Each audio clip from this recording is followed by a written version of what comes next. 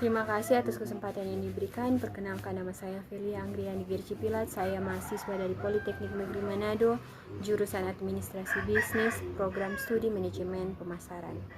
Ketika para pembisnis membicarakan mengenai etika bisnis, maka maknanya adalah yang pertama, penghindaran terhadap pelanggaran hukum, kriminal dalam aktivitas kerja seseorang. Yang kedua, tindakan penghindaran terhadap perlawanan hukum sipil yang dilakukan perusahaan. Yang ketiga, penghindaran terhadap penciptaan image buruk perusahaan. Bisnis biasanya memperhatikan tiga hal tersebut jika sudah mengalami kerugian dan reputasi perusahaan mulai menurun. Terdapat tiga hal penting yang harus dimiliki oleh perusahaan dalam berbisnis. Yang pertama, transparansi. Masyarakat ingin mengetahui tentang operasi perusahaan. Posisi etis dari perusahaan harus jelas bagi para pembeli agar mereka dapat menilai.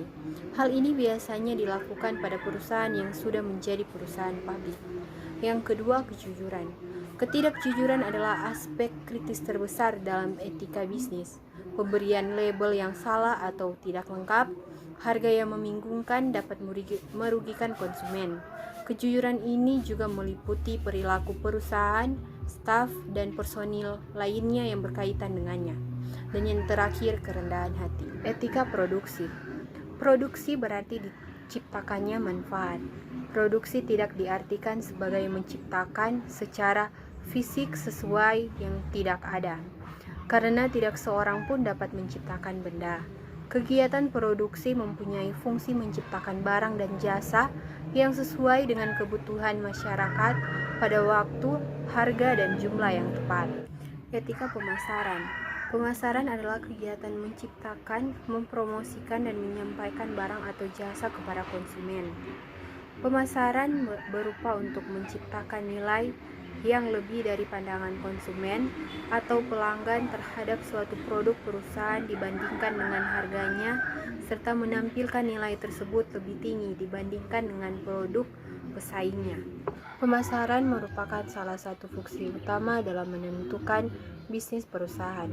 Tenaga pemasar merupakan sarana penghubung utama perusahaan dengan konsumen, atau dengan kata lain, tenaga pemasar adalah ujung tombak bisnis perusahaan, karena merekalah yang memotivasi para konsumen untuk membeli produk perusahaan atau bertransaksi dengan perusahaan.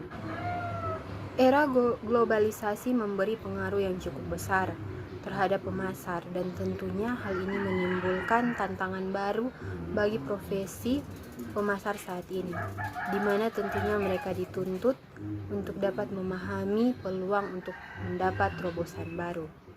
Terdapat beberapa tantangan bagi profesi pemasar pada abad 21 ini, yaitu yang pertama, tantangan visi, di mana tanggung jawab untuk melihat masa depan menjadi beban yang berat para eksekutif pemasaran, di mana pemasar harus mempunyai keberanian untuk mendobrak kemapanan dan kreativitas dalam menentukan strategi pemasar.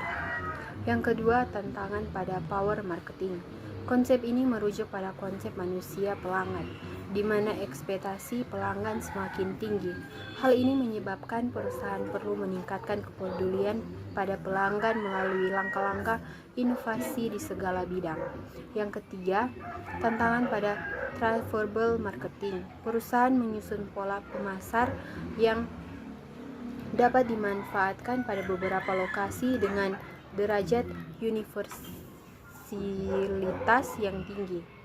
Yang keempat, tantangan pada manajemen mark. Perusahaan perlu menumbuhkan adanya iklim kerja yang diwarnai dengan kebanggaan merek. Mengingat banyaknya jumlah merek yang beredar di pasar, pemasar di lingkungan yang global pun perlu mengadaptasi dengan budaya di negara yang bersangkutan. Misalnya saja iklim Coca-Cola di bulan suci Ramadan ataupun Natal. Terdapat 3 tanggung jawab moral perusahaan dalam memasarkan produknya, yaitu yang pertama, kualitas produk. Tentu saja perusahaan wajib menyediakan produk sesuai dengan yang dijanjikan, baik melalui kontrak maupun iklan yang ditawarkan. Yang kedua, harga. Perusahaan menetapkan harga dengan selayaknya, sesuai dengan kualitas. Yang ketiga, pemberian label serta pengemasan. Hal ini dilakukan selayaknya oleh perusahaan agar konsumen mengetahui informasi yang lengkap mengenai produk yang bersangkutan, agar konsumen tidak dirugikan karena kandungan yang terdapat dalam produk tersebut. Etika pemasaran di sini merupakan studi mengenai aspek-aspek moral dari kegiatan pemasaran. Dalam kegiatan ini dinilai dengan pedoman apakah perbuatan yang dilakukan tersebut adalah sesuatu yang asas-asas menghormati manusia dan adil atau tidak. Seringkali para pemasar menghadapi dilema etik, suatu keadaan di mana seseorang harus memaksa memutuskan sesuatu tindakan yang meskipun akan memberikan keuntungan bagi pribadi maupun organisasi, namun keputusan yang diambil itu dianggap tidak etis. Perusahaan dalam memasarkan produk hendaknya taat pada perjanjian kontrak dan perundangan yang berlaku. Perusahaan perlu menyadari bahwa mereka bertanggung pada konsumen. Pelanggaran etika bukan hanya terjadi pada tahap proses produksi, tapi juga pada tahap pemasaran. Contoh utama terlihat pada susu formula untuk bayi. Studi yang dilakukan YLKI selama 5 tahun terakhir menunjukkan berbagai cara ditempuh produsen untuk memasarkan produknya, meskipun dengan cara yang kurang etis atau cara yang melanggar kode etik. Pemasar susu formula yang telah ditetapkan kode etik internasional. Salah satu caranya adalah dengan melalui sarana para medis. Terbukti dari hasil penelitian menunjukkan bahwa 40% ibu rumah tangga menjawab bahwa pemakaian susu formula tersebut adalah merupakan saran dari tenaga medis. Kesimpulan, perusahaan akan berlomba-lomba menajamkan image produknya dengan kuat kepada konsumen melalui iklan yang ditayangkan. Fenomena yang terjadi di Indonesia juga banyak iklan yang dibuat semenarik mungkin dengan mengabaikan tata krama atau tata cara periklanan di Indonesia yang tentunya melanggar juga